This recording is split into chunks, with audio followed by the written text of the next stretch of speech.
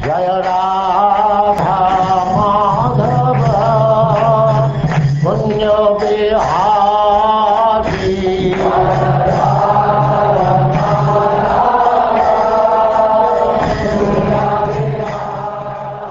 And now chapter 19.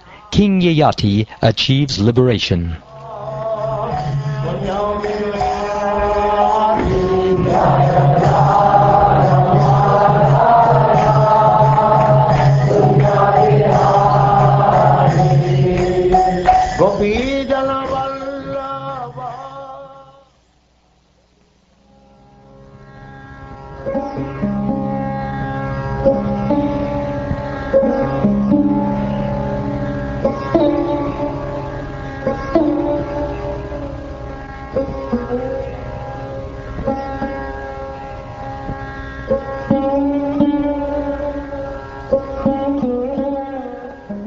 Shukdev Goswami said, O Maharaj Pariksit, Yayati was very much attached to woman.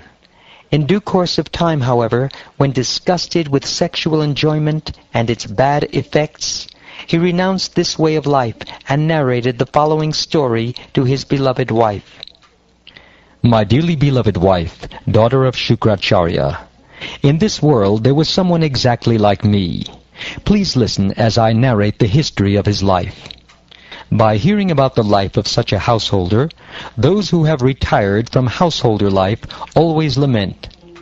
While wandering in the forest, eating to satisfy his senses, a he-goat by chance approached a well, in which he saw a she-goat standing helplessly, having fallen into it by the influence of the results of fruitive activities. After planning how to get the she-goat out of the well, the lusty he-goat dug up the earth on the well's edge with the point of his horns in such a way that she was able to come out very easily. When the she-goat, who had very nice hips, got out of the well and saw the very handsome he-goat, she desired to accept him as her husband. When she did so, many other she-goats also desired him as their husband, because he had a very beautiful bodily structure and a nice mustache and beard, and was expert in discharging semen and in the art of sexual intercourse. Therefore, just as a person haunted by a ghost exhibits madness, the best of the he-goats, attracted by the many she-goats, engaged in erotic activities and naturally forgot his real business of self-realization. When the she-goat, who had fallen into the well, saw her beloved goat engaged in sexual affairs with another she-goat, she could not tolerate the goat's activities. Aggrieved by her husband's behavior with another, the she-goat thought that the he-goat was not actually her friend, but was hard-hearted, and was her friend only for the time being. Therefore, because her husband was lusty, she left him and returned to her former maintainer. Being very sorry, the he-goat, who was subservient to his wife, followed the she-goat on the road, and tried his best to flatter her, but he could not pacify her. The she-goat went to the residence of a Brahmin, who was the maintainer of another she-goat, and that Brahmin angrily cut off the he-goat's dangling testicles. But at the he-goat's request, the Brahmin later rejoined them by the power of mystic yoga. My dear wife, when the he-goat had his testicles restored, he enjoyed the she-goat he had gotten from the well. But although he continued to enjoy for many, many years, even now he has not been fully satisfied. Oh, my dear wife with beautiful eyebrows, I am exactly like that he-goat, for I am so poor in intelligence that I am captivated by your beauty and have forgotten the real task of self-realization. A person who is lusty cannot satisfy his mind even if he has enough of everything in this world, including rice, barley, and other food grains, gold, animals, and women. Nothing can satisfy him. As supplying butter to a fire does not diminish the fire, but instead increases it more and more, the endeavor to stop lusty desires by continual enjoyment can never be successful. In fact, one must voluntarily cease from material desires. When a man is non-envious and does not desire ill fortune for anyone, he is equipoised. For such a person, all directions appear happy.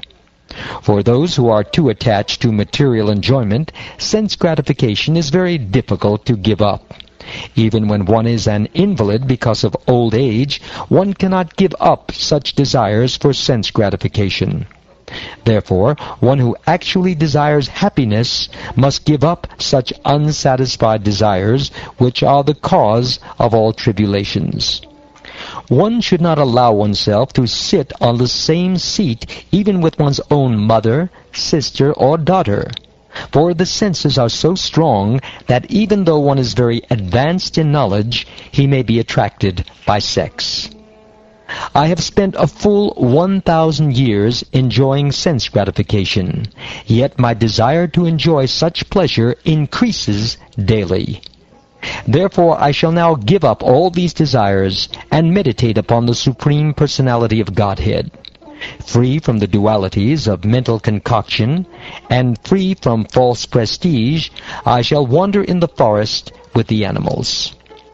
One who knows that material happiness, whether good or bad, in this life or in the next, on this planet or on the heavenly planets, is temporary and useless, and that an intelligent person should not try to enjoy or even think of such things, is the knower of the self. Such a self-realized person knows quite well that material happiness is the very cause of continued material existence and forgetfulness of one's own constitutional position.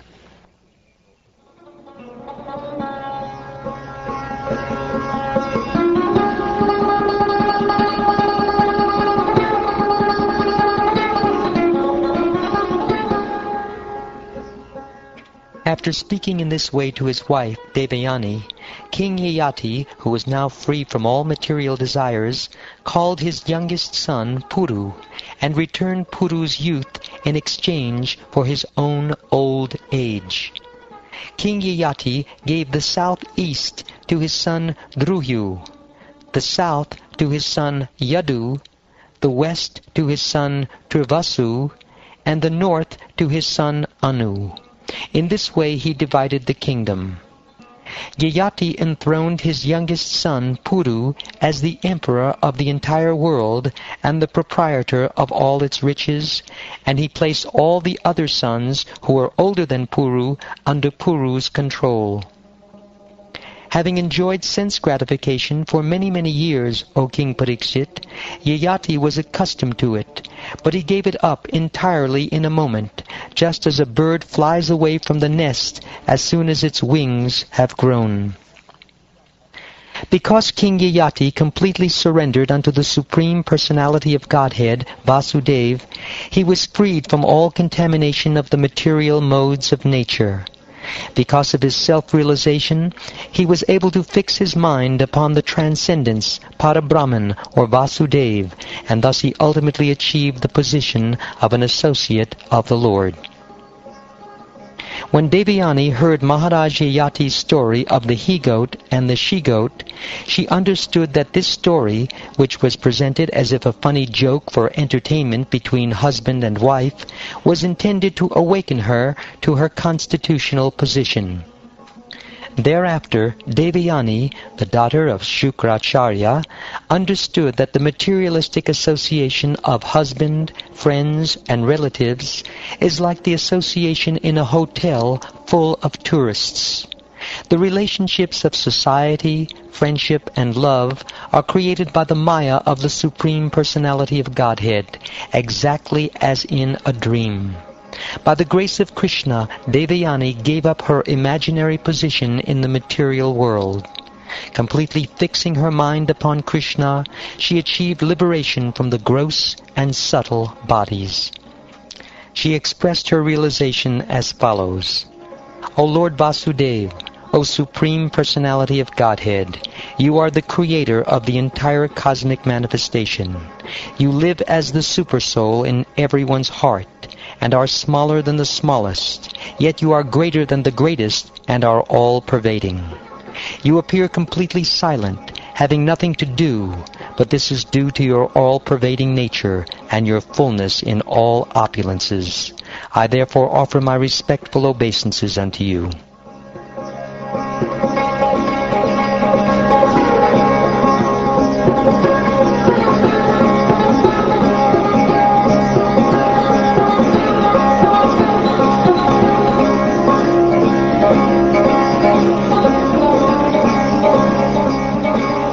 Thus ends the 19th chapter of the 9th canto of the Srimad Bhagavatam, entitled King Yayati Achieves Liberation.